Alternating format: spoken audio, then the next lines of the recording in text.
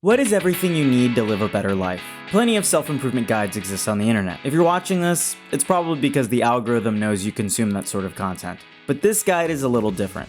I'm not going to sell you a book or a course or give you inactionable advice like just be yourself. Chances are you've heard that before. So I'm going to keep things short and sweet, so keep up. Your life consists of 3 components that determine the fulfillment of your existence. Let's start with the first one, your soul. This is a combination of your career, goals, leisure, hobbies, and life purpose. Anything pertaining to the soul fulfills the personal achievements one desires in life. Essentially, the feeling of esteem and self-actualization / transcendence. Maybe your goal is to be a doctor, musician, or a teacher. And alongside that, it includes leisure time. Life is not about working yourself to the bone to achieve success. That mindset has the potential to leave you burnt out. To improve your soul, you have to work towards these goals as often as you are able to. Whether it's a creative work like drawing a comic, a hobby like dancing, or introspective practice like mindfulness meditation. The biggest issue I see with the types of people who struggle with the soul is they don't get started right away. It's always, I'll do it tomorrow. I'm not in the mood. I don't have time. If you're viewing this video, pause it right now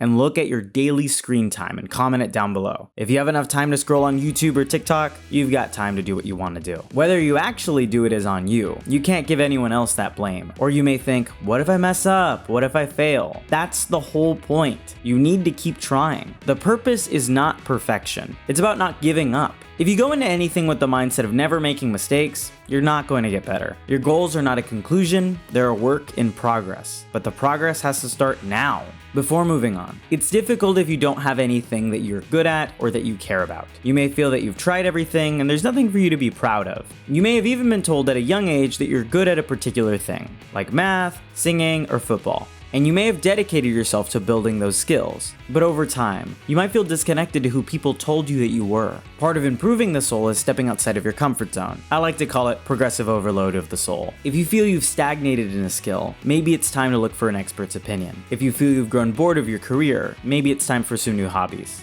Or if you feel there's nothing left for you in your hometown, maybe it's time to move somewhere else. Next is your heart. This comprises your connections, relationships, self-care, and community. Think of our feelings of love and belonging. Now, heart is something that I see lacking for many people for a variety of reasons. Whether that be past situations, such as poor or no romantic experience, or unhealthy family dynamics. This jeopardizes the way we connect with other people, but the thing is, we need each other. We're not built to function by ourselves. And when we do spend prolonged periods of time alone, we get worse at socializing. It's like a muscle. You don't need to be the most extroverted person in the world, but you do need good friends. People who you care about and who care about you. Quality over quantity. Being a good friend means knowing what your needs are and how to communicate them. In the heart, we add in principles of self-care and community. Being able to establish good boundaries with other people and participate with them in person helps us form the bonds that make us who we are. Additionally, being around other people who want to improve themselves will, in turn, make you want to work on yourself. However, the opposite is true, and it's up to you to use your discretion in choosing who you want to keep in your life.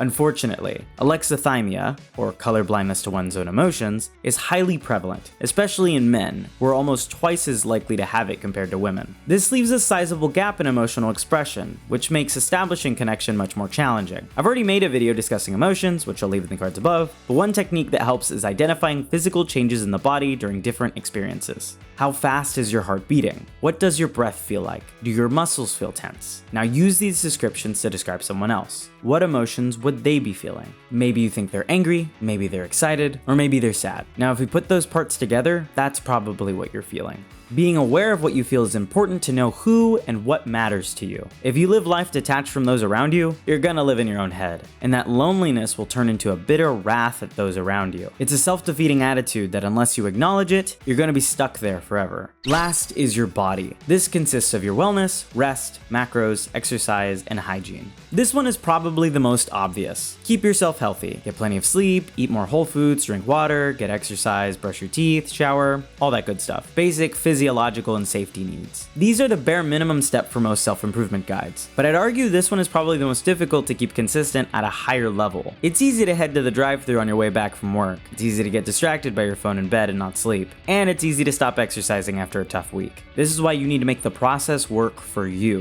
You have to establish routines that don't get in your way. If there's an obstacle to exercise, let's say your gym is 30 minutes away, you're not gonna wanna go. If you have processed snacks at home, you're going to eat that because you don't have to cook it. You may hear that you need willpower to avoid these temptations, but I say the only winning move is not to play. You're already using part of your mental energy trying to add healthier options to your routine. Why use more energy in picking between two choices, instead of making the healthy choice the only option? Before moving on, there's an important distinction to be made about how we go about establishing what is healthy, and there's a bit of contention there. We're not looking for the absolute peak performance from your body, or that you can never have a dessert again, or even go out for a drink every now and then. Really, the key point is moderation, which does require some willpower. It's not eating in excess, and it's not avoiding eating altogether. Eat when you're hungry. It's not necessary to go to the gym every single day, but it's also not about never exercising at all. It's a balance. Extremes tend to misguide our sense of health and what the body needs. The truth is, we need all of these things to some degree. Now, whether we actually get them is different, and what extent you feel you need to improve is going to depend on societal factors and your individual perspective. Now, after discussing all three, there's a bit of overlap they have between one another. Working on the soul can lend itself to meeting new people with the heart, or working on the body